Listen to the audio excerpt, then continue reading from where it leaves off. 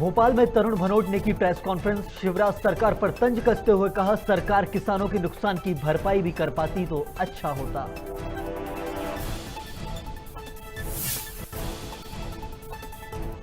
पलेरा के आलमपुरा में पीड़ित परिवार ने सौंपा ज्ञापन। दबंगों के खिलाफ कड़ी कार्रवाई करने की मांग। आरोपी समेत अधिवक्ता पर घर में घुसकर हमले का लगाया आरोप।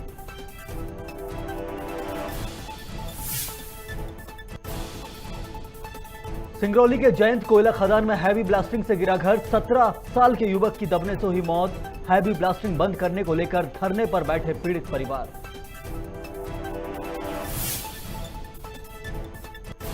राजगढ़ के पचौर में तहसीलदार पर हुए हमले पर हुई बड़ी कार्रवाई। मामले में भाजपा नेता भगवान सिंह राजपूत गिरफ्तार। 3 में से 2 आरोपी फरार।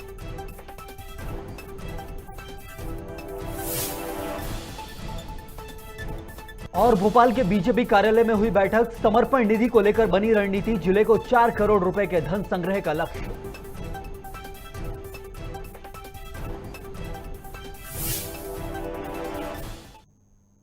नमस्कार, बहुत स्वागत है आप सभी का खबर भारत में। आपके साथ मैं हूं संयम जैन। आइए बुलेटिन में खबरों का सिलसिला विस्तार से शुरू करते हैं। पूर्व वित्त मंत्री तरुण भनोट ने प्रेस कॉन्फ्रेंस की है, जिसमें उन्होंने शिवराज सरकार पर तंज कसते हुए कहा कि सीएम शिवराज ने मध्य प्रदेश में किसानों को फसल बीमा देने का फैसला अच्छा लिया है, लेकिन और अच्छा होता अगर वो किसानों के नुकसान की भरपाई भी कर पाते। साथ ही तरुण भनोट ने प्रमोशन में आरक्षण को लेकर बोला कि जो सरकार कमजोर होती है वो सही निर्णय नहीं ले पाती। मध्य प्रदेश की सरकार बेहद कमजोर है। सरकार कर्मचारियों को लेकर कोई निर्णय नहीं ले पा रही है। सरकार ने फैसला लिया है तो बहुत अच्छी बात है, परंतु जो मुआवजा फसल का जो नुकसान हुआ ओले से पाले से पिछले 1.5 साल था, 2 साल का बाकी है, वो तो अभी तक सरकार ने दिया नहीं। 12 फरवरी का और इंतजार करते हैं कि क्या देते हैं, क्योंकि जो ये कहते हैं वो करते तो नहीं है। और साथ ही साथ मैं ये भी अपेक्षा करूंगा कि 12 फरवरी को जो ये दिवस चुना है तो ये गाँव-गाँव में जो हमारे कांग्रेस की तत्कालीन सरकार कमलनाथ जी की जो थी उसमें 28,70,000 किसानों के लगभग कर्ज माफी हुई थी। जो बाकी बचे किसान हैं जिनकी कर्ज माफी हम करने वाले थे, उसका भी अभियान ये 12 तारीख को चालू कर लें। और जब गांव में जा ही रहे हैं तो वो भी मंगा ले कि उनका आंकड़ा कितना है, जो बाकी बचे हैं, जो जिनका कर्जा माफ नहीं हुआ है, वो भी साथ में कर दें।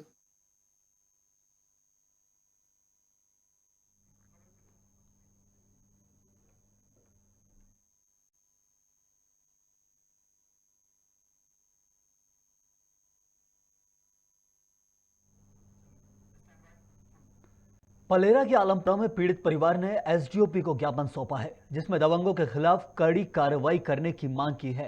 दरअसल बीते दिन आरोपी श्यामलाल यादव ने अपने साथियों के साथ अधिवक्ता भागचंद राय के घर पर घुसकर हमला किया था और घर में महिलाओं के साथ गाली गलौज की थी। साथ ही उन्हें जान से मारने की धमकी भी दी गई थी।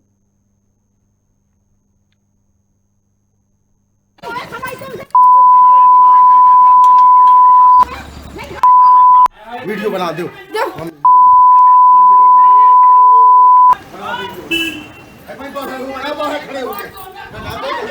तुम नाज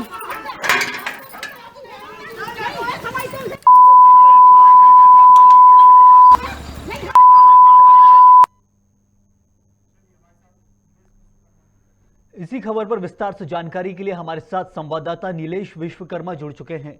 नीलेश, दबंगों की खुली इतनी दबंगी चल रही है और खुलेआम ये सब हो रहा है पलेरा के अंदर। जी नीलेश।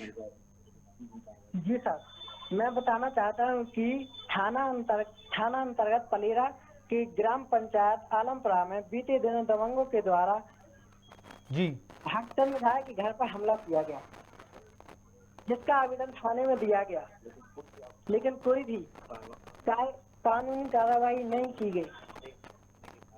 ये देखा जा रहा है अधिवक्ता भागचंद राय के घर पर घुसकर हमला किया है। नीलेश, ये क्या है पूरा मामला, थोड़ा विस्तार से बताइए। कौन थे ये दबंग और अभी तक पुलिस क्यों कार्रवाई करने में असमर्थ है? राजनीति के चलते सर ये सब किया जा रहा है और राजनीति का दबाव बना हुआ है, जिसके चलते दबंगों की मनमानी की जा रही है। पुलिस का क्या कुछ कहना है नीलेश? के छत छाया में रहने के बावजूद रहने के कारण ये सब मनमानी हो रही है। पुलिस का क्या कुछ कहना है नीलेश? सबसे बड़ी बात इसमें है पुलिस क्यों कार्रवाई में असमर्थ है? राजनीतिक संरक्षण जरूर है वहां पर, समझ आ रहा है, लेकिन इसके बावजूद मतलब पुलिस का स्टेटमेंट बहुत मायने रखता है। क्या कुछ कहना है पुलिस का? पुलिस प्रशासन राजनीतिक दबाव के कारण कोई भी कार्रवाई नहीं कर पा रही है। शुक्रिया नीलेश आपका। संवाददाता नीलेश श्रीवास्तव पलेरा में हुई घटना के बारे में विस्तार से बता रहे थे कि वहां पर कैसे दबंग खुलेआम घर में घुसकर अपने साथियों के साथ घरों में गाली गलौज करते हैं, वहां की महिलाओं के साथ मारपीट करने की कोशिश करते हैं, जान से मारने की धमकी दे रहे हैं। और ऐसे में वहां की पुलिस के ऊपर सवाल या निशान खड़ा होता है कि आखिर कौन सा संरक्षण है जिसके चलते पुलिस इतनी असमर्थ है, और कहां है वो मध्य प्रदेश का मोटो देशभक्ति जनसेवा। और आज पुलिस के सामने रवैया आया है जहां पर ज्ञापन सौंपा गया है। बढ़ेंगे अगली खबर की तरफ। सिंगरौली में सिंगरौली जिले में जयंत कोयला खदान में हैवी ब्लास्टिंग की वजह से खदान से सटे इलाके में एक घर अचानक गिर गया, जिसमें 17 साल के राजकुमार बसोर नाम के युवक की दबकर दर्दनाक मौत हो गई, जिसको लेकर आक्रोशित ग्रामीणों ने कोल परिवहन को रोककर विरोध प्रदर्शन किया। इस दौरान स्थानीय भाजपा विधायक राम लल्लू वैश्य भी मौके पर मौजूद रहे। साथ ही पीड़ित परिवार मुआवजा और हैवी ब्लास्टिंग बंद करने को लेकर धरने पर बैठा है।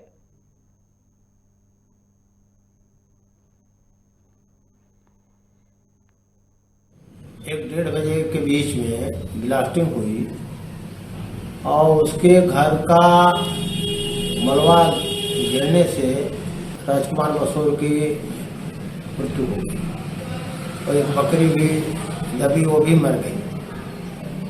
क्योंकि एनसीएल की खदान से हम लोग जो देखते हैं वो 500 मीटर के अंदर है और ब्लास्टिंग होने से मकान को ये लोग खुदो गिरवा रहे थे एनसीएल वाले। उसी बीच में घटना हुई तो अपनी जिम्मेदारी नहीं ले रहे हैं, जबकि भारी गंभीर है। और बहुत दिन से जब इनको हटाने के मकान की बात आती है तो ये तो अत्याचार एनसीएल के अधिकारियों ने किया, तो भारी गंभीर अनियमितता हुई और इसके लिए वो राजी नहीं हुए, इसीलिए चक्काजाम हुआ।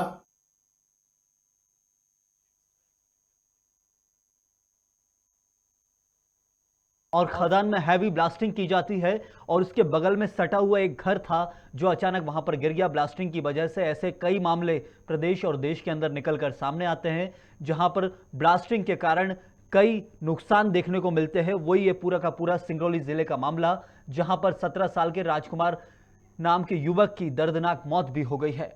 ये छोटा सा मामला नहीं है, एक बड़ी जानकारी हम आपको बता रहे हैं। ऐसे मामलों में घर गिरना और वहां पर एक व्यक्ति की जान चले जाना मतलब मामला काफी गंभीर है, जिसके बावजूद प्रशासन या तो घर अवैध तरीके से बना था या ब्लास्टिंग अवैध हो रही है। दो में से एक सवाल यहां पर खड़े होते हैं। हम जल्दी कोशिश करेंगे अपने संवाददाता से जुड़कर आपको विस्तार से जानकारी देने की। लेकिन सिंगरौली जिले के अंदर का ये पूरा मामला, जहां जयंत कोयला खदान में हैवी ब्लास्टिंग की वजह से एक घर अचानक गिर गया और 17 साल के युवक की दर्दनाक मौत हो गई।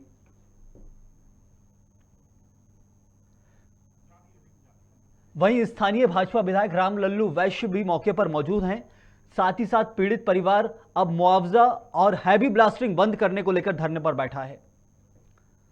सिंगरौली जिले के अंदर ये नया मामला नहीं, हम आपको बता दें ऐसे कई मामले प्रदेश और देश में सामने आते हैं जहां पर ब्लास्टिंग चलती है खदानों के अंदर और ऐसे नजारे सामने आते हैं। फिर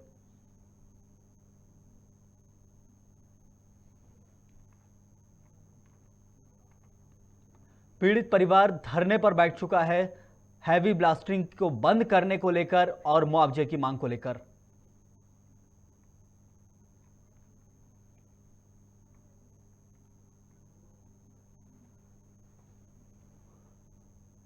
वहीं आक्रोशित जो ग्रामीण थे वहां पर उन्होंने विरोध प्रदर्शन किया। साथ ही साथ कोल परिवहन पर पूर्णतः कुछ समय के लिए रोक लगा दी है, जिसके बाद विधायक ने भी इसमें हस्तक्षेप किया है और कोशिश की है कि इस मामले को जल्द से जल्द सुलझाया जाए।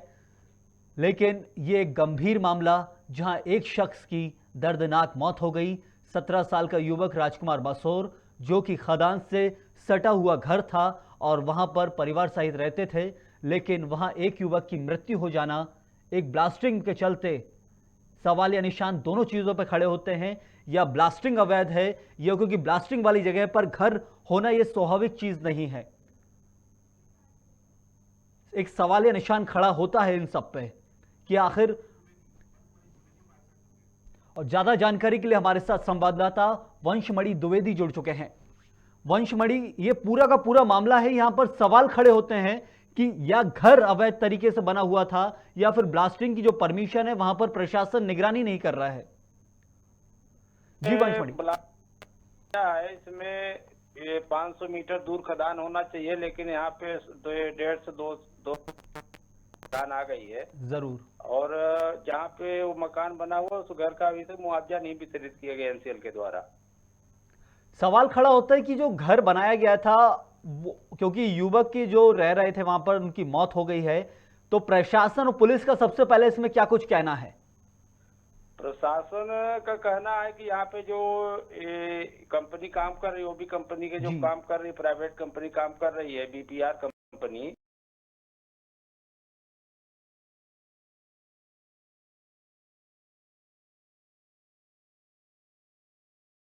इसके ऊपर ये लोग यहाँ पे जो इसका गाइडलाइन दिया गया है कि करना, लेकिन 2 से 2.5 फुट की प्लास्टिक कर दिए। और ये पुराना मकान बना हुआ था, बहुत पहले से लोग रहते थे, लेकिन उनको अभी मुआवजा वितरित नहीं किया, इस वजह से लोग अपना मकान नहीं छोड़ पाए थे। ये क्या पूरा का पूरा मामला क्या उधर से संबंधित है कि वहां रहने वाले लोग थे वो वहीं के लेबर थे या फिर किसी और चीज संबंध है उन लोगों का? यहाँ के वो पुराने लोग हैं, अपने पट्टे की जमीन में रहते थे, आज के नहीं, वो 20-50 साल पुराने यहाँ के रहने वाले हैं। मामला पूरा का पूरा मतलब खदान के अंदर की लापरवाही का कहा जाएगा वंशमणि।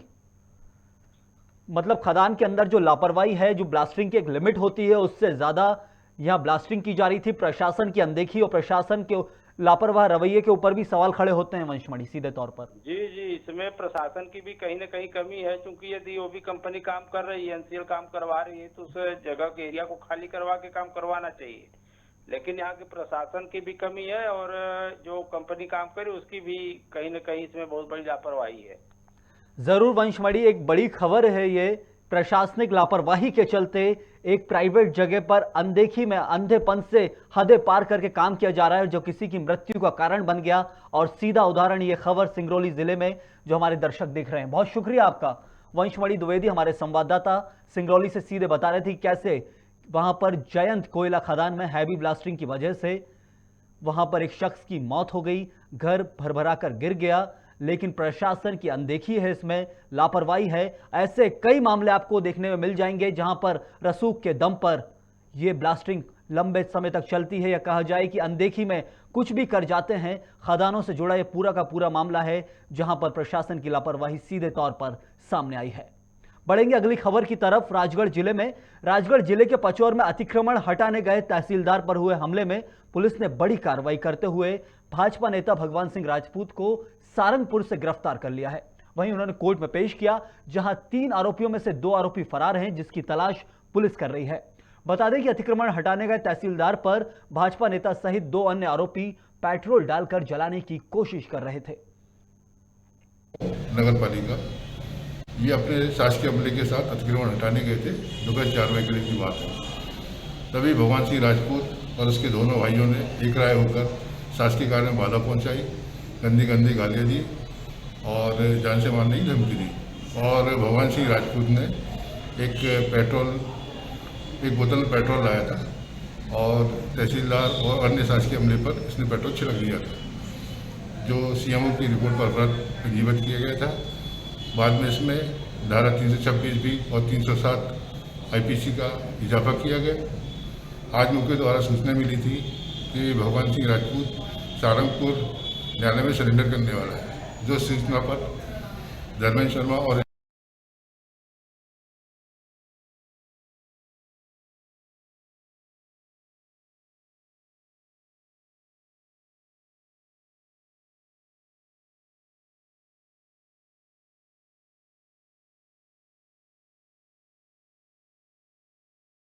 न किया जाए। और उसी क्रम में यह अतिक्रमण तोड़ने के लिए प्रशासन राजगढ़ जिले के पचौर में पहुंचा था, जहां भाजपा नेता भगवान सिंह राजपूत ने पेट्रोल डालकर जलाने की कोशिश की थी। इसी खबर पर ज्यादा जानकारी के लिए हमारे साथ हेमराज सेन जुड़ चुके हैं, हमारे संवाददाता नरसिंहपुर से। हेमराज, आखिरकार पुलिस ने कार्रवाई कर ही ली, तहसीलदार जो धाराएं बढ़वाने पर अड़े हुए थे, क्या वो पूरा का पूरा मामला अब सुलझ गया है? हेमराज। जी सर, अभी बताना चाहूँगा जिस तरह से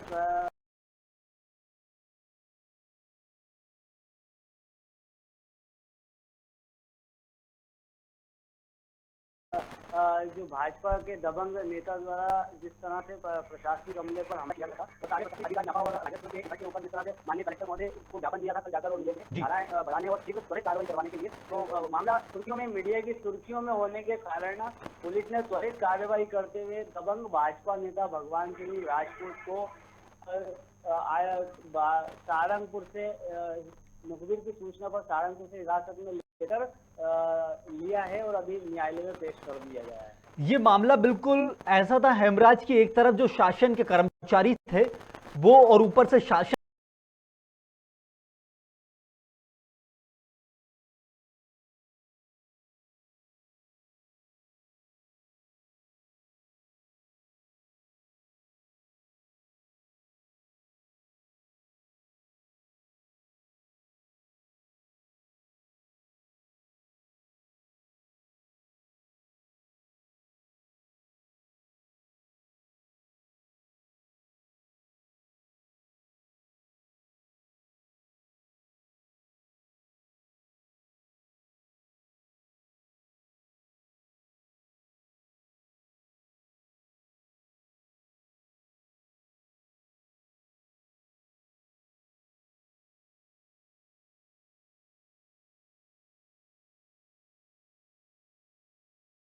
एक साथ वहां पर पहुंचे थे प्रशासनिक अमले के साथ ऊपर हमला करने, तो वहां से कार्रवाई आज कलेक्टर महोदय को ज्ञापन देने के बाद आज फिर प्रशासनिक अमले ने जो अतिक्रमण शासकीय भूमि पर रखा था उसको हटाने के लिए पुलिस बल के साथ नपा कर्मचारी वहां पर पहुंचे और सारा अतिक्रमण वहां पर हटाया गया। साथ ही संबंधित को न्यायालय में पेश किया गया है। अभी 2 आरोपी अभी मामले से फरार हैं। हेमराज, हम दर्शकों को बता दें कि इस मामले में 2 बड़ी कार्रवाई है, क्योंकि एक तो जिसका शासन होता है उसके अतिक्रमण पे कार्रवाई बहुत कम होती है, लेकिन वहां प्रशासन ने वही भाजपा नेता के ऊपर कार्रवाई भी की, और उसके बाद जब विपरीत उस नेता ने जाने की कोशिश की तो उसके बाद पुलिस के तहत ये कार्रवाई भी की गई। 2 बड़ी चीजें इसमें हेमराज। जी सर, बिल्कुल आपका सही है। यहाँ पर 2 तरह से कार्रवाई की गई है। अभी आपको मैं एक और मामला संज्ञान में आया है कि इन्हीं भाजपा नेता के द्वारा 5 साल पूर्व 2005 में किसी महिला के साथ भी इसी तरह की गर्भवती महिला के साथ इसी तरह की मारपीट और की गई थी इनके द्वारा। 2005 में भी इनके ऊपर मुकदमा दायर हुआ था और मामला सुर्खियों में आया था। बाद में इनका केस कर दिया गया था, मामले को रफा दफा कर दिया गया। तो ये पहला मामला नहीं है, ऐसे कई मामले मेरे को लगता है कि आए दिन भाजपा के शासन सत्ता पक्ष के लोग आते रहते हैं, सत्ता में होता है ये सब। जरूर हेमराज, राजनीतिक हस्तक्षेप के कारण गुंडागर्दी इतनी बढ़ जाती है, उसका नतीजा आज दिख गया, क्योंकि वो सीधे तौर पर प्रशासन पे था। हो सकता आम आदमी पे होता तो कहीं पर ये दब जाता। जी सर, आपको बताना चाहिए जब प्रशासनिक व्यक्तियों पर और प्रशासनिक अधिकारियों पर इस तरह की हरकतें और हमला हो सकता है, और ये एक छोटा हादसा नहीं, एक बड़ा हादसा हो सकता था। जिस तरह से अधिकारियों पर पेट्रोल डालकर आग लगाने की कोशिश की गई थी, तो ये कहीं ना कहीं एक बहुत बड़ा विषय है और प्रशासनिक तौर पर इस पर ऐसे लोगों पर सख्त कार्रवाई होना चाहिए। बिल्कुल, बहुत अच्छा है कि बहुत ही जल्दी इस पर कार्रवाई की गई है। शुक्रिया आपका हेमराज। एक महत्वपूर्ण जानकारी कि वहां पर जो मामला हुआ था, जब प्रशासन अतिक्रमण तोड़ने पहुंचा भाजपा नेता भगवान सिंह राजपूत का, तो उन्होंने विरोध किया, पेट्रोल डालकर जलाने की कोशिश की, जिसके छींटे तहसीलदार के साथ कई प्रशासनिक अधिकारियों और कर्मचारियों पर आए, जिसके बाद पुलिस एफआईआर में धाराएं बढ़ाने की मांग की गई और अब जाकर गिरफ्तारी हुई है। वहीं 2 आरोपी अभी फरार बताए जा रहे हैं। बढ़ेंगे अगली खबर की तरफ। मध्य प्रदेश की राजधानी के बीजेपी कार्यालय में समर्पण निधि को लेकर बैठक का आयोजन हुआ है, जिसमें समर्पण निधि को लेकर रणनीति तैयार की गई। दरअसल जिले को 4 करोड़ रुपए धन संग्रह का लक्ष्य दिया गया है, जिसको लेकर बीजेपी पंडित दीनदयाल उपाध्याय की पुण्यतिथि के दिन 11 फरवरी से समर्पण निधि अभियान चलाई जाएगी, जिससे पार्टी के लिए धन एकत्रित किया जा सके। बैठक में विधायक सहित कई पदाधिकारी शामिल हुए। ये कांग्रेस ही तो पूछो। भारतीय जनता पार्टी शुचिता की राजनीति करती है, पारदर्शिता की राजनीति करती है। कांग्रेस तो अधिकारियों से धन बल ब्लैक मनी एकत्रित करती है। हम तो शुचिता की राजनीति करते हैं। हमने तो विशेष सहयोग निधि लाया है। हमारा जो भारतीय जनता पार्टी का फॉलोअर्स है, जो हमारा समर्थक है, उनके बीच में जाएंगे, उनसे चेक लेंगे मध्य प्रदेश भारतीय जनता पार्टी के लिए, और हमको जो राशि देगी उसके लिए हम उसको रसीद देंगे, और रसीद लेने के बाद वो राशि जो एकत्रित होगी उसको हम जमा करेंगे। तो ब्लैक मनी कौन जुटाता? ब्लैक मनी पीसीसी जुटाती है, कांग्रेस के नेता लोग जुटाते हैं। हम तो पारदर्शिता के काम करते हैं, जनता के बीच में जाते हैं, जनता के बीच में कार्यकर्ता काम करते हैं, और हमारे कार्यकर्ता जाएंगे। आपके पास भी मैं आऊँगा आजीवन सहयोग निधि की राशि करने के लिए। आप अच्छे पत्रकार हैं और हम आपसे भी राशि का समर्पण करेंगे। कोरोना के बढ़ते संक्रमण के चलते पन्ना के अजयगढ़ तहसील क्षेत्र में कोरोना के 21 नए मामले सामने आए हैं, जिनमें 1 वर्ष का एक मासूम बच्चा भी शामिल है। बता दें, इससे पहले भी अजयगढ़ क्षेत्र में 4, 5 और 8 साल के बच्चे संक्रमित मिल चुके हैं। वहीं संक्रमित बच्चे के स्वास्थ्य को लेकर सीएमएचओ का कहना है कि बच्चे के माता पिता उसे दिखवाने के लिए सामुदायिक स्वास्थ्य केंद्र अजयगढ़ लाए थे, जिसे तेज बुखार था।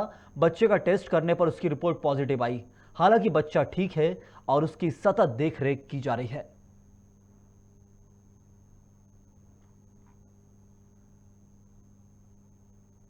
परिवार की भी पूरी जांच कर ली गई है और उनकी भी रिपोर्ट आ जाएगी, पर अभी ऐसा बच्ची के लिए कोई खतरे वाली बात नहीं। बच्ची एकदम सामान्य और एसिम्प्टोमेटिक है। कितने मामले हुआ सर? बच्चों की संख्या घटती बढ़ती रहती है। किसी दिन बच्चों की संख्या कोई आ भी जाता है, कभी नहीं आता है।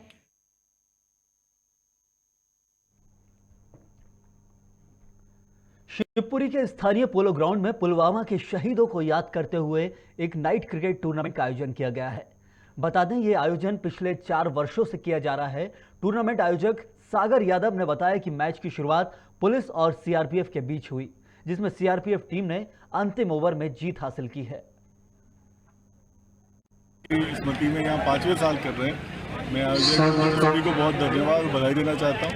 एक अभिनव प्रयास है ये, लोगों को कनेक्ट करने का, देशभक्ति से राष्ट्र के प्रति जिसने संपूर्ण समर्पण कर दिया, उनका इतना सम्मान करना, उनकी यादें जीवंत रखना, ताकि हम देशभक्ति की तरफ आगे बढ़ सकें। सुजालपुर नगर में साहित्यिक संस्था हिंदी लेखिका संघ ने सुर सरिता भारत रत्न लता मंगेशकर के निधन पर श्रद्धांजलि अर्पित की है। कार्यक्रम में महिलाओं का गौरव, अविस्मरणीय व्यक्तित्व की पहचान करवाते हुए लता मंगेशकर के गाए हुए नग में गुनगुनाए गए और मौन होकर विनम्र श्रद्धांजलि अर्पित की।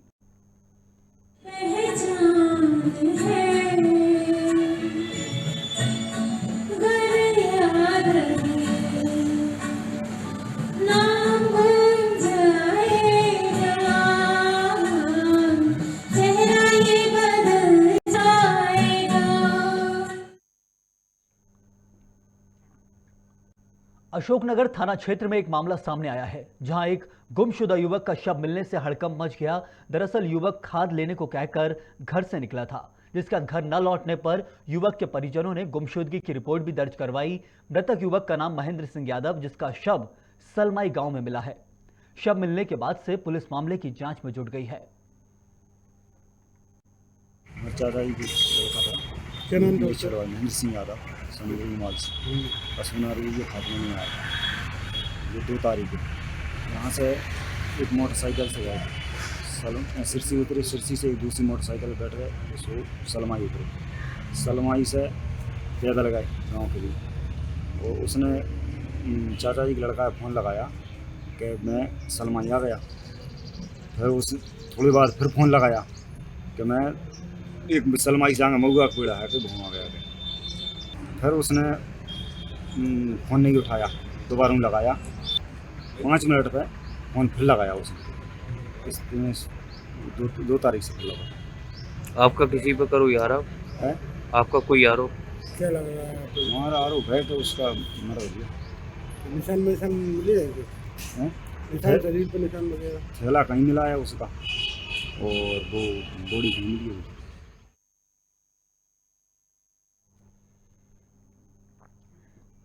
मध्य प्रदेश के स्कूल शिक्षा राज्य मंत्री इंदर सिंह परमार ने कहा कि मध्य प्रदेश में फिलहाल कोई नया ड्रेस कोड लागू नहीं किया जाएगा। स्कूल शिक्षा राज्य मंत्री इंदर सिंह परमार ने मध्य प्रदेश के स्कूलों में समानता, एकता और अनुशासन बनाए रखने के लिए स्कूलों में हिजाब पर प्रतिबंध लगाते हुए ड्रेस कोड को लागू करने की बात कही थी, लेकिन अब मंत्री जी का कहना है कि मेरे बयान को पूरे देश में गलत तरीके से प्रस्तुत किया गया। वहीं इसका खंडन करते हुए स्कूल शिक्षा मंत्री ने आज अपना नया बयान जारी करते हुए कहा कि कुछ लोग मेरे बयान का गलत मतलब निकालते हुए उसे गलत तरीके से राष्ट्रीय स्तर पर प्रदर्शित कर रहे हैं। ऐसे में मंत्री परमार ने अपने ही दिए हुए बयान को खुद ही गलत साबित कर दिया है। मेरे द्वारा स्कूलों में गणवेश को लेकर के बयान जारी किया गया था। मेरा बयान स्कूलों में समानता, अनुशासन और स्कूल की पहचान के संदर्भ में था और इसलिए यूनिफॉर्म कोड लागू करने का विषय मैंने बोला था, परंतु कुछ लोगों ने उसका गलत अर्थ निकाल करके गलत संदर्भ में पूरे देश के सामने विषय रखा है। मैं उसका खंडन करता हूं। फिलहाल हम नया यूनिफॉर्म कोड लागू नहीं करेंगे, ना उस पर हमारा कोई काम हो रहा है। परंपरागत रूप से जैसी व्यवस्था चल रही है वैसी व्यवस्था ही स्कूलों में गणवेश को लेकर रहेगी। सिंगरौली के विधायक राम लल्लू वैश्य ने क्षेत्र में नवनिर्माण डमरीकरण सड़क का भूमि पूजन किया। उन्होंने बताया कि इसके साथ ही मंदिर रोड को जल्द ही डमरीकरण किया जाएगा। आपको बता दें, क्षेत्र के मोरवा सर्किट हाउस रोड से LIG रोड तक डमरीकरण किया गया है और साथ ही कार्यक्रम में विधायक ने नगर निगम के अधिकारियों को निर्देशित करते हुए कहा कि गुणवत्तापूर्ण तरीके से डमरीकरण कर रोड का निर्माण किया जाए। इस दौरान विधायक भूपेंद्र गर्ग बंटी, भाजपा मंडल अध्यक्ष सहित भाजपा के कई पदाधिकारी मौजूद रहे। गायत्री माता जी के दरवाजे में रोड बड़ी खराब था, हमने कहा कि इस रोड को भी बन जाए, क्योंकि इंशियल बाजार बनवाया CSR से लिखे चिट्ठी, तो इसको छूट गया था। मैंने वहाँ चर्चा किया तो बोले कब तो फिर वही पंचायत होगी, हम लोगों को टेंडर पर तो अपने नगर निगम को मैंने कहा कि भाई तो जिसका आज भूमि पूजन किया गया 10 लाख के से ऊपर का नामकरण का काम लगभग 500 मीटर होगा, 3600 मीटर। कोरिया जिले के मनेंद्रगढ़ में प्रशासन ने एक आवासीय कॉलोनी को अवैध घोषित कर दिया। मकान मालिकों से जवाब मांगा है, जिसके बाद रहवासियों ने SDM कार्यालय पहुंचकर बिल्डर के खिलाफ कार्रवाई करने की मांग की है। साथ ही प्रशासन पर लापरवाही के आरोप लगाते हुए कहा कि जब कॉलोनी का निर्माण अवैध तरीके से किया गया है तो उस समय बिल्डर को निर्माण करने से क्यों नहीं रोका गया, और जब मकान बेच दिया गया तब जाकर प्रशासन की नींद खुली है। हम लोग की समस्या है कि हम लोग से ठगा गया है। जमीन के पैसा हम लोग से 28 लाख रुपए लिया है। मकान बना के दूंगा बोला, आधा मकान बनाया है, आधा मकान छोड़ दिया है। बोलता मेरे को और 10 लाख रुपए दे को तो मैं बनाऊंगा मकान। इस तरीके से दादागिरी करता है। ये देख मैं बीमार पड़ गया और उसके बाद मैं अपना मकान बनाया हूँ, जिसमें एग्रीमेंट में लिखा था 31 लाख रुपए में ऑल फिनिशिंग मकान बना के देने का ऑर्डर था। 28 लाख रुपए मैंने पेमेंट कर दी, बचा शेष 3 लाख रुपए, जो कि अपने मनमाने तरीके से कार्य कर रहा है। अब उस सिलसिले में हम सबके मकान को आज के टाइम में टाउन एंड कंट्रीशिप से रेरा से नोटिस आया है कि वो हमने वहाँ पे अवैध कब्जा किया है, जबकि ये सब शुरू से हमारे पास रजिस्ट्री है, कागज़ है, सब कुछ हम बाई प्रक्रिया हमारे पास सारे कागज़ है। लेकिन आज के टाइम में जो टॉपिक उठ रहा है कि भाई बिल्डर के ऊपर एक्शन ना हो के हमको नोटिस आया है। आप बिल्डर से सवाल पूछिए कहाँ उसने गलती की। रही बात हमारे जो मकानों की बात है, हमारे पास रजिस्ट्री से लेकर टैक्स से लेकर हमने सारी डॉक्यूमेंट्स कंप्लीट करके हमारे पास रखे हुए। अब अंतिम में मुद्दा ये उठ रहा है कि अवैध कॉलोनी निर्माण है, तो ये चीज़ बिल्डर जानता है या फिर विभाग वाले जानते हैं कि हमारे पास कागज़ इतने कैसे आते हैं। ठीक है, पहली बात तो ये। दूसरा चीज़ है कि इसने कई चीज़ों का वादा करके रखा, कॉलोनी में सबको धांसा दे के रखा कि किसी का मैं गार्डन बनवा दूंगा कॉलोनी में, मंदिर, रोड, ये जितने भी सामूहिक रूप से कार्यक्रम है, उसमें एक भी चीज़ ने कंप्लीट नहीं करा तो नहीं करा, लोगों के मकान अधूरे रखे हैं। आज के टाइम में कोई अगर कुछ बोलने जाता है कि भैया मेरा काम अधूरा है या कब करवाओगे, तो सीधे एक ही धमकी मिलता है कि नहीं करवाऊंगा, तो साफ मुकर जाता है। ये चैनपुर है, वहाँ पर रामचरण केसरवानी और दीपक केसरवानी द्वारा प्लेट बना के बिक्री किया है 2017, 18, 19 में। उस समय इसके द्वारा कॉलोनी बनाया गया जहाँ बोला गया था कि हर चीज़ का सुविधा मिलेगा और सुविधा नहीं देने के संबंध में श्रीमान पुलिस अधीक्षक महोदय, कलेक्टर महोदय को शिकायत किए हैं, जिसकी प्रतिलिपि हमें भी प्राप्त हुई है। उस संबंध में बयान लिया जा रहा है। पूर्व में भी दीपक केसरवानी द्वारा कॉलोनी में मारपीट किया था, जिसके विरुद्ध अपराध पंजीबद्ध है, न्यायालय में विचाराधीन है। कोरिया जिले के मनेन्द्रगढ़ का यह पूरा मामला, जहां एक आवासीय कॉलोनी को अवैध घोषित कर दिया और अब मकान मालिक वहां पर परेशान हैं। उनका सीधा सा सवाल है कि यह मकान जो निर्माण किया गया था, जिस कॉलोनी को, वो कॉलोनी का मालिक जानता है या प्रशासन जानता है? क्योंकि जिस समय निर्माण चल रहा था उस समय प्रशासन ने रोक क्यों नहीं लगाई? सबसे बड़ा सवाल यही है कि आखिरकार कई कॉलोनियों का निर्माण आज कई बड़े बड़े शहरों में हो रहा है। शहरीकरण के बढ़ते दौर में ऐसे कॉलोनियां कट रही हैं और बन रही हैं जहां पर जो बेसिक कहा जाए कि जो नियम होते हैं उनका फॉलो नहीं किया जाता है और प्रशासन रोकने के लिए भी नहीं पहुंचता है। लेकिन जब पूरा काम हो जाता है, अब बाद में प्रशासन को याद आता है। कहीं ना कहीं ये भ्रष्टाचार से संबंधित पूरा का पूरा मामला है, जहां अवैध घोषित करने पर अब जाकर प्रशासन जाका है कि वो कॉलोनी अवैध है। इसी खबर पर ज्यादा जानकारी के लिए हमारे साथ संवाददाता श्रवण महंत जुड़ चुके हैं। श्रवण, ये पूरा का पूरा मामला शहरीकरण के बढ़ते दौर में एक कॉलोनी को अवैध घोषित कर दिया प्रशासन ने। क्या पहले जब कॉलोनी का निर्माण हो रहा था उस समय प्रशासन ने जांच नहीं की थी? जी श्रवण। देखिए, मैं आपको बता दूं कि पूरा जो मामला है वो मनेन्द्रगढ़ का है। एक बिल्डर है जो वहाँ पे लोगों को, जब वो बिल्डिंग बनाने से पहले लोगों को ये सपना दिखाया था कि ये आपको यहाँ पे बहुत अच्छा सुंदर ढंग से एक बिल्डिंग बना के देंगे, जिसकी कीमत 28 से 30 लाख रुपए होगी, जिसमें सड़क होगा, पानी होगी, सारी व्यवस्थाएं होगी। इसका प्रलोभन देकर के वहाँ के जो स्थानीय लोग हैं उनको फंसाया गया। और आज के डेट में उन्हीं जो 28 से 30 लाख रुपए जो पैसा देने के बाद जो लोग वहाँ निवासरत हैं, उनके पास नोटिस जाता है कि आपका ये कॉलोनी अवैध है। सबसे बड़ी बात यह है कि जब उस वहाँ पे जो प्लाटिंग किया गया वो कच्चा प्लाटिंग किया गया, उसमें कोई कोलनाइजर्स का उसका ठेकेदार के पास लाइसेंस नहीं था। इसके बावजूद वो जो है लोगों को प्लाटिंग काट के बेच रहा है। तो ये एक बड़ा सवाल शासन प्रशासन के ऊपर भी आता है कि वो किस तरह से निगरानी कर रहे हैं, चाहे वो नगर निगम का क्षेत्र है वो, और इस तरह से अवैध प्लाटिंग ठेकेदार करके लोगों को बेचता है। आज जब दर्जनों से भी अधिक जो लोग हैं वो वहाँ पे निवासरत हैं और ये हवाला दिया जाता है कि आपका जो मकान है वो अवैध है, जबकि ये चीज बिल्डर को पूछना चाहिए कि आपने जब निर्माण करवाया तो ये इस चीज की अनुमति क्यों नहीं ली। सबसे बड़ा सवाल श्रवण यही है कि आखिर जब ये मकानों का निर्माण हो रहा था उस समय प्रशासन या जो कहा जाए नगर निगम नगर पालिका में क्षेत्र में आता है तो वहां का वार्ड प्रभारी हो जो भी हो, वो क्या सो रहे थे उस समय? निर्माण के टाइम नहीं दिख रहा था उन्हें कि ये बिना परमिशन के निर्माण हो रहा है? बिल्कुल, आपको बता दूं कि जिस तरह से अभी लोगों के ऊपर नोटिस वहां पे भेजा जा रहा है कि ये आप कब से यहाँ निवासरत हैं, किस व्यक्ति से खरीदे हैं और तमाम चीजें, ये सारी चीजें तो क्लियर है कि वहाँ से जो कॉलोनी बनाई गई है जो बिल्डर से खरीदा गया है उससे वो जो है एक बिल्डर का है। और ये बताया जा रहा है, उनसे पूछा जा रहा है, ग्रामीणों से, वहाँ के रहने वाले जो लोग हैं उनसे ये पूछा जा रहा है कि आप कब से वहाँ रहते हैं और किससे खरीदा है। क्योंकि ये जो पूरा चीज है टाउन एंड कंट्री प्लानिंग के तहत जो है उसके अधिकारी जो है वहाँ पे नोटिस दे रहे हैं।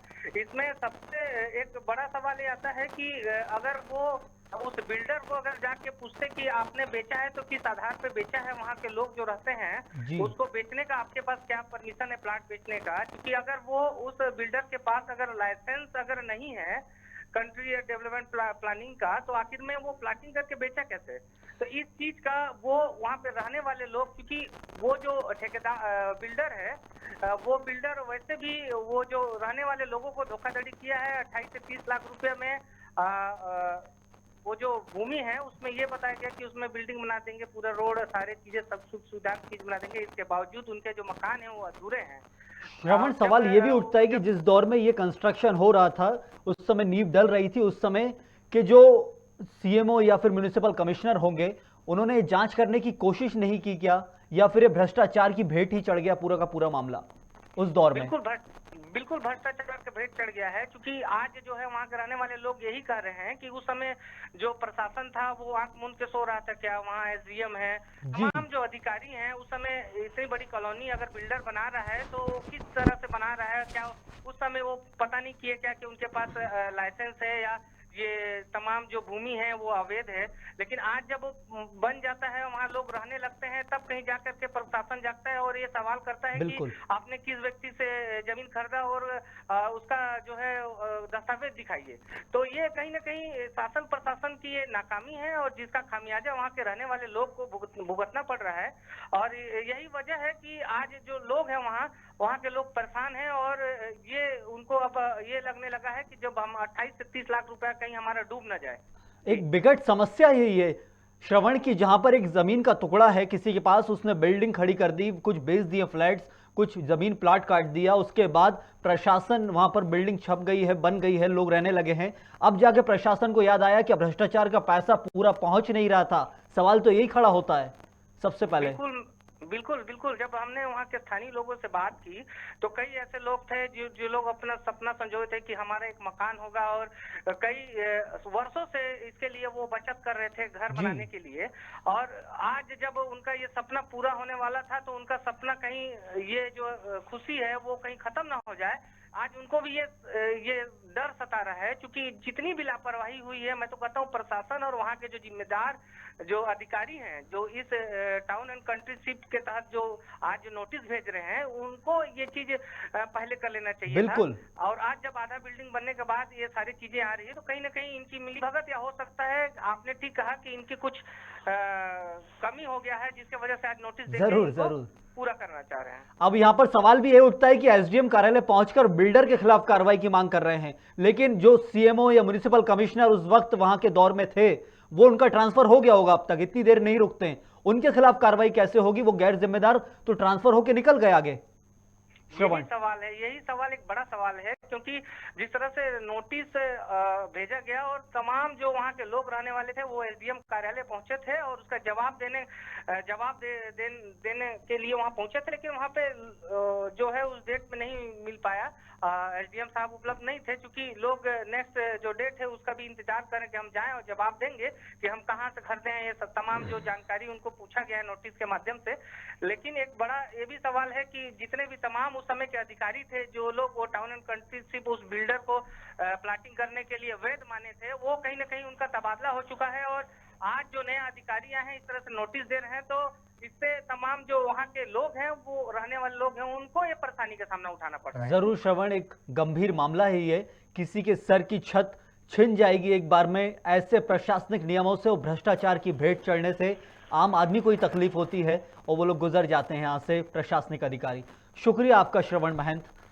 सीधे तौर पर संवाददाता हमारे कोरिया जिले के मनेंद्रगढ़ का ये पूरा मामला, जहां पर एक जमीन का टुकड़ा वहां पर लोगों को बेच दिया गया, प्लॉट्स बन गए हैं, अब जाकर प्रशासन आता है और सीधे तौर पर कहता है कि ये अवैध है। अवैध होने का पैमाना क्या है वो कोई तय नहीं कर पा रहा है, क्योंकि प्रशासन ने मान लिया जिस समय कंस्ट्रक्शन हो रहा था उस समय कोई आया नहीं रोकने, लेकिन अब लोग रहने लगे हैं, जीवन भर की जमा पूंजी लगाकर वहां पर प्रशासन अब जागा है। भ्रष्टाचार की सीधी खुलासा करता हुआ पूरा का पूरा मामला है, लेकिन इसके ऊपर एसडीएम क्या कार्रवाई करते हैं वो जरूर मायने रखता है। बढ़ेंगे अगली खबर की तरफ। अनूपपुर के कोतमा पटवारी संघ ने एसडीएम के नाम तहसीलदार को ज्ञापन सौंपा है, जिसमें उन्होंने आरोपी पर एफआईआर दर्ज कर कार्रवाई करने की मांग की है। पटवारी सत्येंद्र विश्वकर्मा के मुताबिक आरोपी नेक मोहम्मद ने उन्हें फोन कर अपशब्दों का प्रयोग कर मारने की धमकी दी, जिससे पूरे पटवारी संघ पर काफी आक्रोश देखने को मिला। दरअसल परछुरा में न्यायालय तहसीलदार के आदेश पर पटवारी सत्येंद्र गुलजार खान का बंटवारा कराने गए थे, तभी उन्हें आरोपी का फोन आया, जिसमें उसने बंटवारा ना कराने को लेकर आपत्तिजनक बातें कही हैं।